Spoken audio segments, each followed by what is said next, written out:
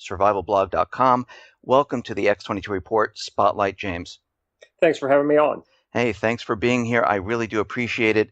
And what I like to do today is kind of go around the world and end up back here in the United States. And I wanted to talk about what has been happening in the Middle East. I mean, we see this huge refugee crisis. We see the United States, the coalition forces, they're fighting the Islamic State, which we kind of know this is really kind of like a proxy army for the U.S. to get Assad. And now we see Russia. We hear reports coming in that Russia is moving in military assets. Where do you think this is all going to go, and where do you think it's going to end up here? Well, it could very well continue to percolate and end up in World War III. There are a lot of forces lining up and basically choosing sides. The real wild card, of course, is Turkey, but there's really a mixed bag of goals that people have. The various nation states are either pro-ISIS or not, and they're either pro-Western or not. But some of the countries that are anti-ISIS are also anti-Western. So you have kind of a conflicted cast of characters there. And it'll be difficult to say exactly how it's going to play out. But needless to say, things are probably going to get worse before they get better. Now, we see Russia moving in military assets. Does this pose a problem for the United States? Not particularly per se. There's, of course, anytime you have a major influx of arms to an area, it can shift balances of power. And I think the Russians, when you come right down to it, have a long-term goal of containing radical Islamic growth. Partly because of what's going on in the Stan countries, the Kazakhstan and so forth. The Russians have a long-term strategic goal of containing the Islamic threat. There's a number of things behind that. One is they only have a few warm water ports, and if they get out, to get out into the Mediterranean, they need to control those ports, and they're not even particularly good ports that they have right now. Their long-term goal, really, dating all the way back to the Tsarist days of Tsarist Russia, even before the Soviet Union, is to have several good warm water ports. And the Russians never lose sight of that long-term strategic goal. And they have, over the years, especially back during the days of the Soviet Union, shown a willingness to support various groups if it plays into their long-term goals. And if you look at what's going on in the Ukraine right now, if you look at what's going on in the Stans, if you look at what's going on in Syria, the Russians are going to do what they believe is in their best interest in long term. Comes right down to it, and their whole intelligence apparatus, which started out with the NKVD and then became the KGB, and now is going by a different moniker. All of their intelligence apparatus, all of their military force, all of their political maneuvering, all their diplomacy, all plays into that long-term goal. Now, we see, fighting pretty much around the world. We see it in Africa, we see it in the Middle East, we see it up in Eastern Europe and Ukraine, and we see, the U.S. containing China in the Pacific. And lately, we've seen strange things in China where we've seen maybe 3 chemical plant explosions at this time. And we're seeing the Chinese stock market continually taking a dive. Of course, the corporate media is out there blaming everything on China. It's all China's fault about it. pretty much everything that's been happening. And we're seeing here in the United States the stock market fluctuating. I mean, do you think the three chemical plants were a That, coincidence? that could have been a coincidence. It's really hard to say. It may be just evidence that one or more industries may have been ramping up quicker than they should have, and they left safety considerations behind. And let's face it, Chinese safety standards are not like they are in the West. This is not the first time they've had major accidents or major spills, for example. Mm-hmm. So I don't take a conspiratorial view that those three explosions were um, evidence of some machinations against Chinese expansion, for example. More likely, it was just a case of moving too quickly down the road to large-scale production industrialization. So, but to get back to this whole strategic thing, Mm-hmm. I do believe that one of the long-term threats to the United States will be China, and it's the second largest economy in the world. And eventually, the two biggest kids on the block are going to have a fight. It's just human nature. Right. So, as I pointed out in my novel Liberators, there is the potential in the long term, even for Chinese expansion, territorial expansion, not just Taiwan, but they could have much larger goals reaching across the Pacific. And I think particularly in the long term, I'm talking 75, 100 years, they may be looking at Africa and they may be looking at Australia in particular as strategic places that they need to expand territorially to secure the raw materials they need to keep their industrial society going. Yeah, and we actually see that today. We see China has made a lot of bilateral trade deals around the world and also a lot of deals in Africa where they're pouring in billions of dollars into Africa to build their infrastructure Right. and to, get to those natural resources. And we're seeing that a lot today. And lately, I mean, we've seen the economies, I mean, not just in China, but throughout Europe and the United States, really starting to break down at this point. I Mm-hmm. mean, we're seeing the stock market fluctuate up and down. I mean, it reminds me of 2008, 2001, and 1929 in the summer when we had the market fluctuate up and down. I mean, do you see right now problems in the economy? Do you Oh, see that we're definitely. headed towards something terrible? I I don't think think so. We have really the empty shell of an economy in the United States. Our industrial base is essentially gone. We've transitioned it to more or less a service economy.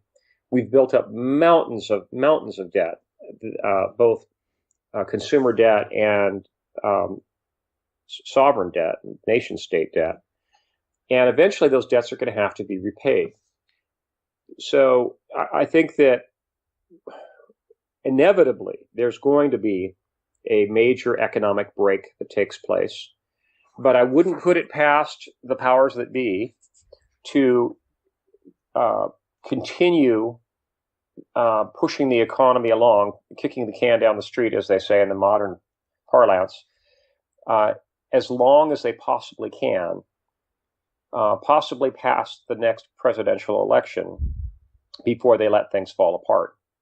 But at some point, they're going to have to fall apart because for many years they've had the policy of ZIRP, the zero interest rate hmm policy, and ZIRP is about as an artificial and economic environment as you can get. It borders on Mussolini style economics, and you can't maintain ZIRP indefinitely. And if and when interest rates do turn, and they will, I believe, we're going to see a massive contraction in the U.S. economy. You'll see massive layoffs. You'll see a sharp decline in equities. You'll see huge fluctuations in the bond market. And uh, one thing that most people discount, but they really should be looking at very closely, are derivatives. The majority of the derivatives that are in play right now are actually interest rate swaps. And the the way the derivatives market has built up in the last few years, it's all predicated upon minute changes in interest rates.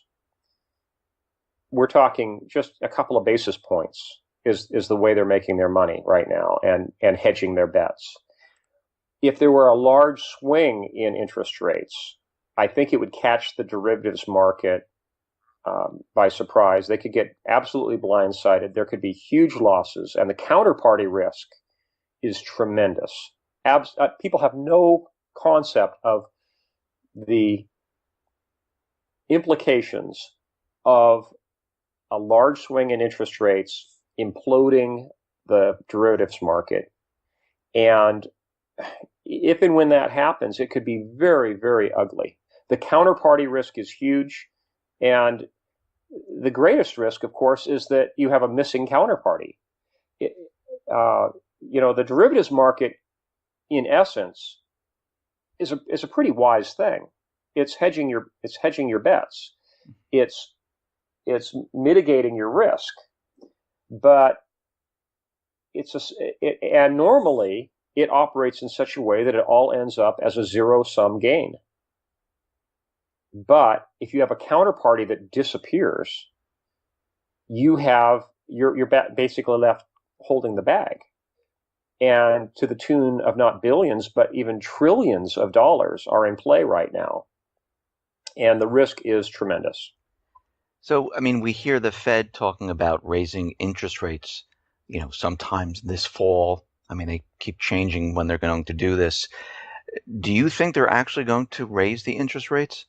They could incrementally, but I think what is more likely to happen is they'll raise rates briefly, the economy will go into a stall, and then they'll backpedal and they'll go back to ZIRP. Won't that have an effect on the markets? And oh yeah, yeah, I mean, people are going to say, okay, you tried it, you brought the interest rates up, it didn't work, so and everyone will see that they backed themselves into a corner and they have nowhere to go but zero. So, I mean, at this point, when they do this, I mean, their credibility at that point in time, if they actually go ahead and do this, goes to zero. Right. Their credibility will be shot. Yeah. And it won't be just credibility in the American equities market. It won't be credibility in U.S. Treasury paper, but it may be credibility of the dollar as a currency unit. The dollar itself may lose credibility. Right now, we're in a kind of an odd situation where there have been all this turmoil in the Eurozone, and the U.S. is actually seen as a relative safe haven. And one of the things that's keeping the dollar strong right now and keeping the American equities market up is a massive influx of money coming in from Europe because they don't consider the European markets to be safe, or even the euro as a currency unit to be safe. But that can't go on forever either. At some point, all confidence is going to be lost in the dollar. And when that happens, watch out. It could be very, very ugly.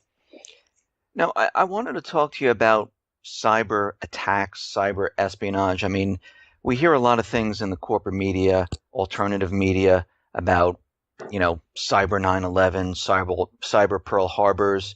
We're seeing NORAD. They decided to refurbish Cheyenne Mountain, and they're moving back in. The stock exchange decided to create a disaster site in Chicago. And, the U.S. government is actually pointing fingers at China, could be sanctioning them, pointing their fingers at Russia, North Korea. I mean, what do you see coming? Do you see a cyber Pearl Harbor, cyber 9/11 coming? There very well could be. And if you look at the map of cyber attacks that goes on every day, and there's actually a live map that you can find. It was linked to in my blog a few weeks ago. The majority of those attacks are coming out of China. And those are really, when you come right down to it, just test attacks. That's not the main event. Those are just probing for vulnerabilities. And we actually have vulnerabilities in at least three distinct areas. First, we have the vulnerability to viruses and Trojans and backdoors.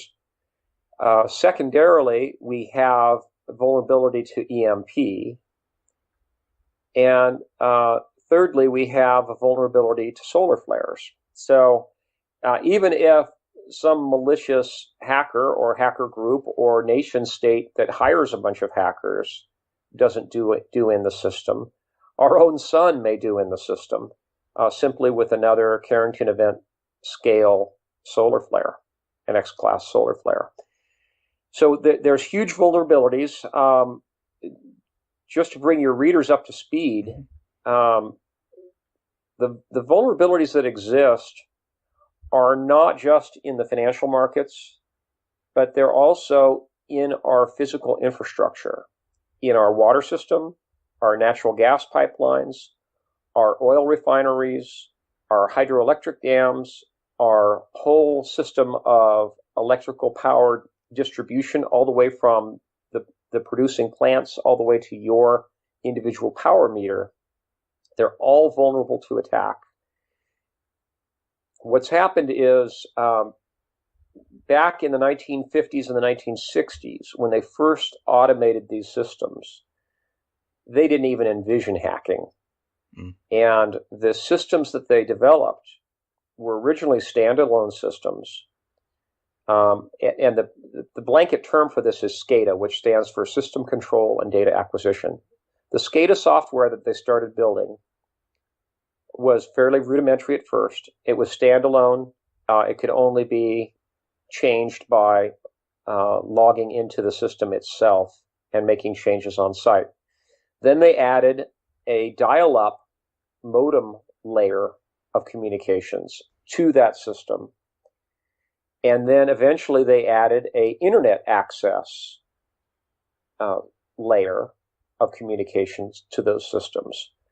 But the original software that was developed still exists, and it in itself is not very robust in terms of vulnerability to hacker attacks.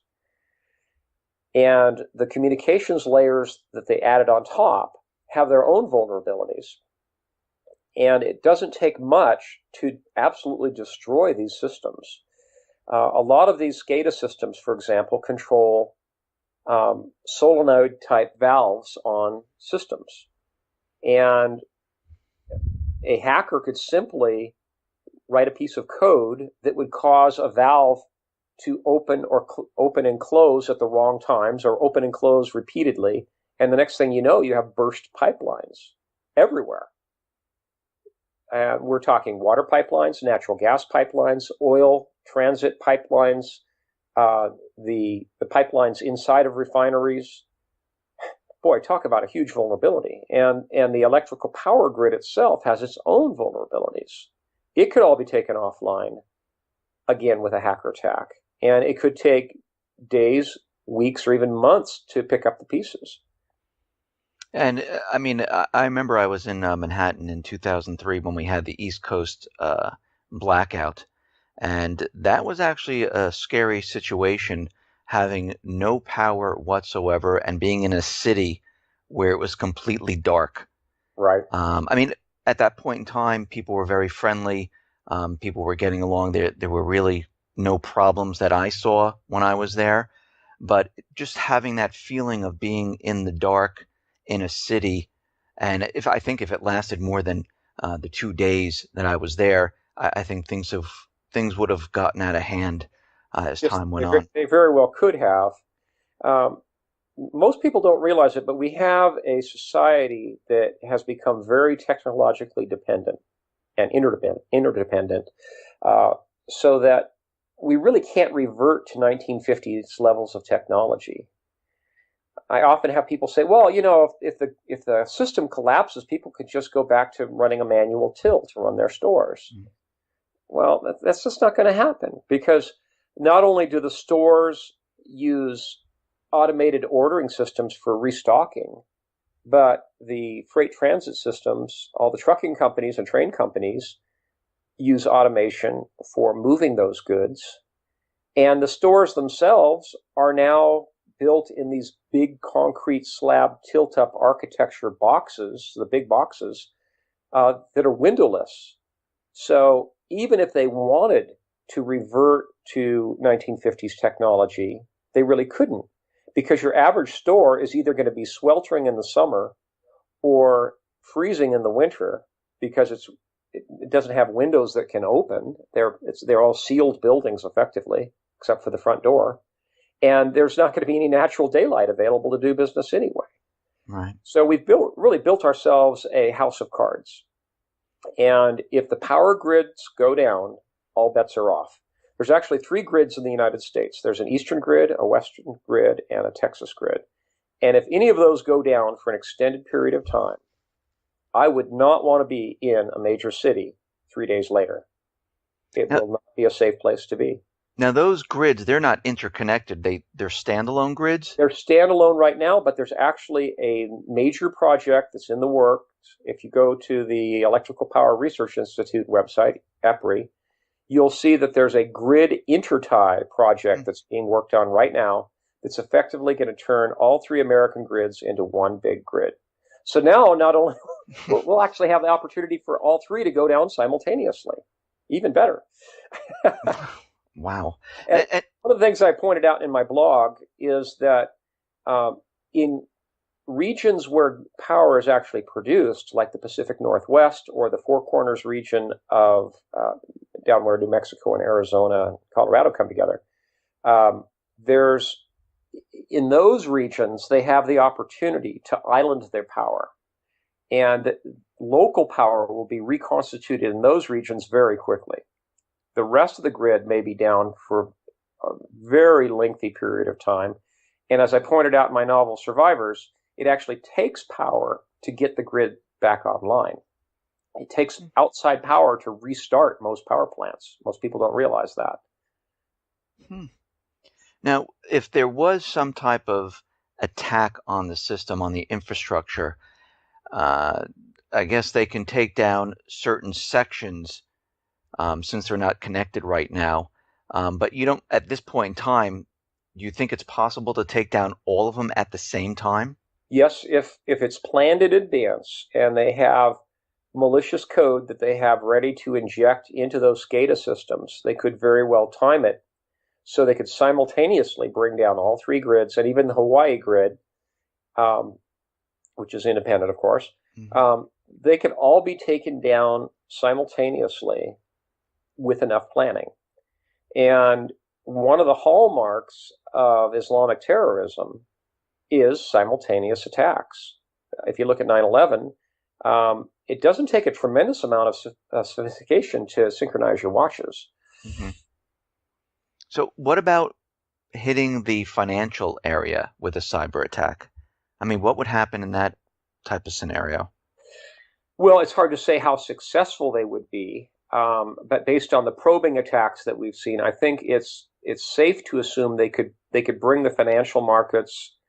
And one crucial thing would, of course, be the check clearing and the SWIFT system. If they could bring those all down simultaneously and keep them down for several days, we could see some serious chaos. And it would most likely destroy the economy at that. Well, yes. Even if the markets reopen a few days later, the level of confidence that will exist will be weak at best. So just the psychological impact of the knowledge that they were able to do this mm-hmm. will shake the confidence of American investors to the core. And they will, I think, both institutional money managers and individual investors are going to very quickly think about reordering their investment portfolio. And things are going to look very widows and orphans very quickly. People are going to want to minimize their risk.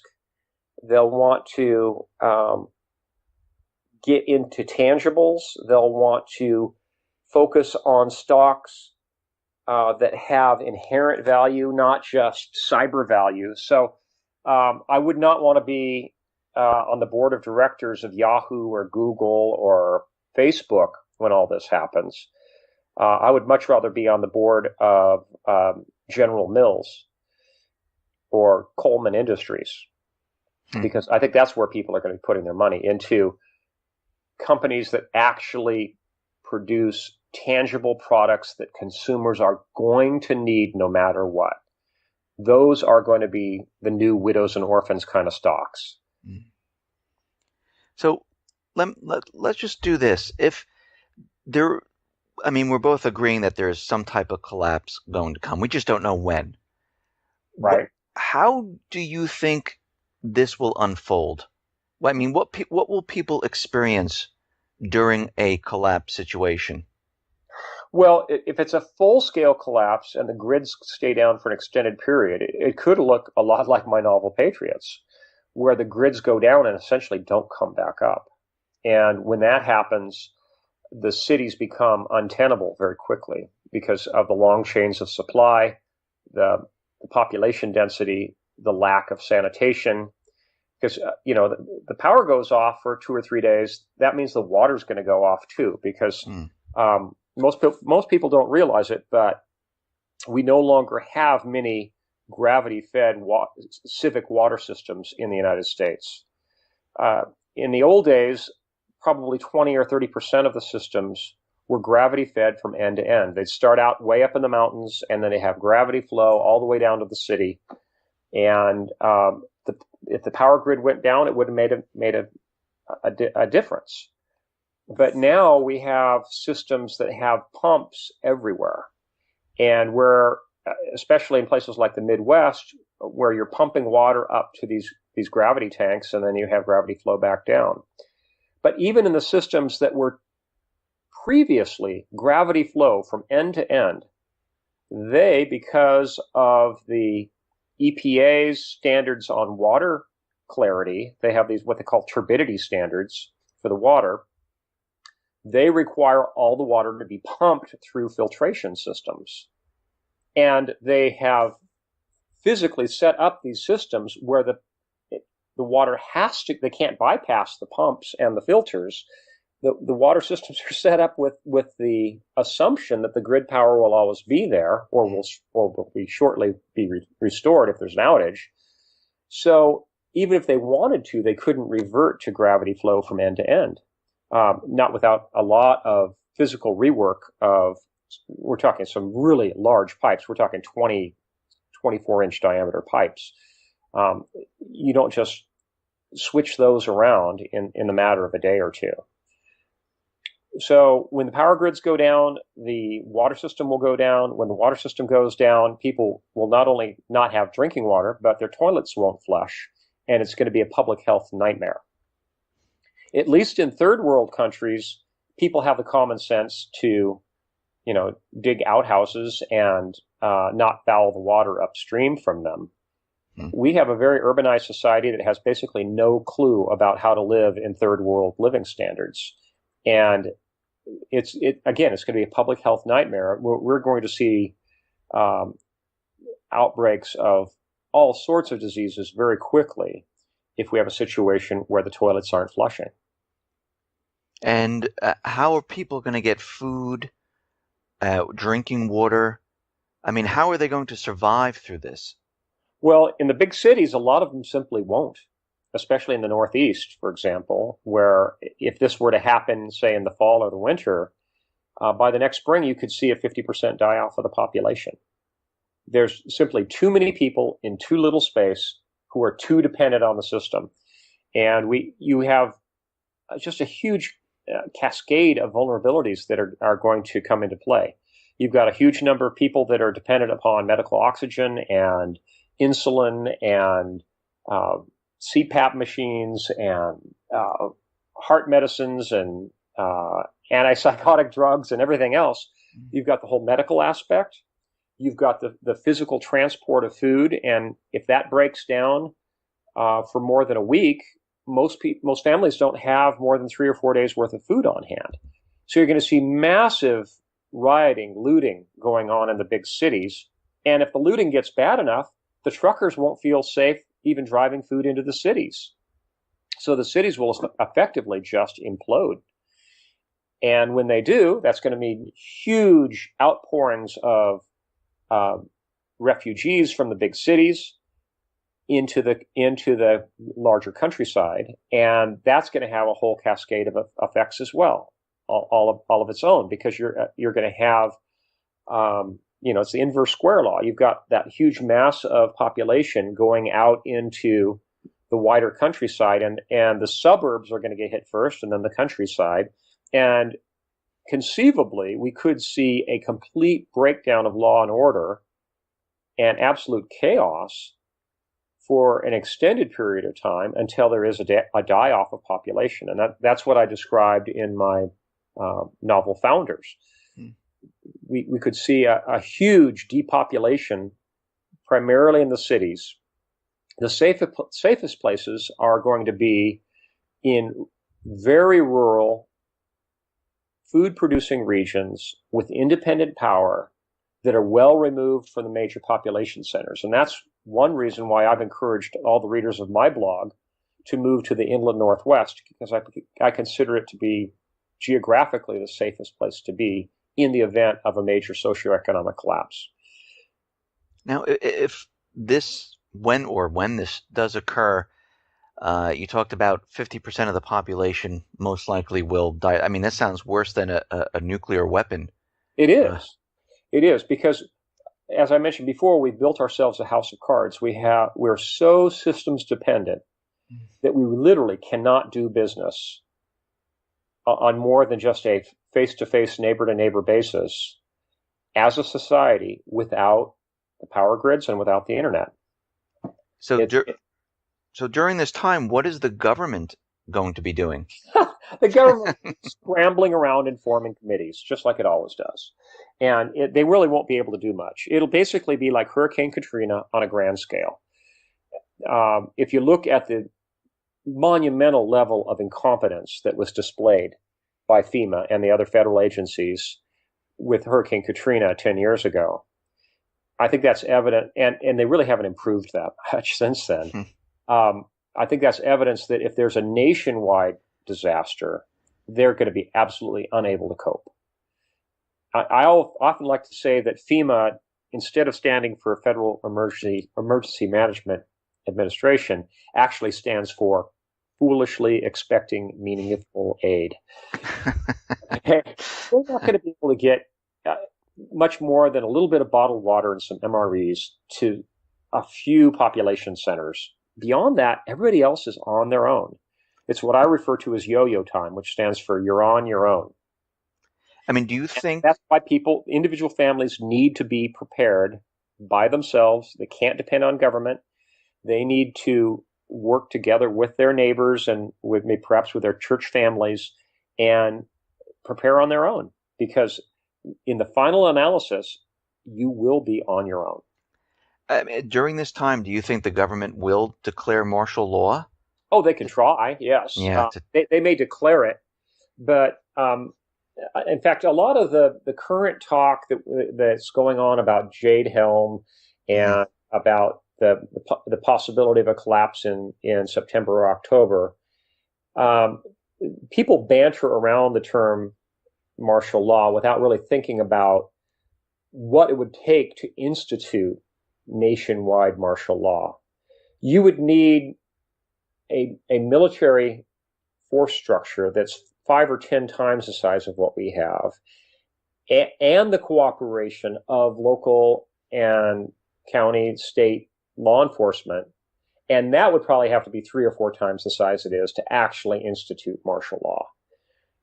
With the military forces that are available, I would say at most they could institute martial law in 4 or 5 major U.S. cities. Beyond that, there just isn't the force structure available.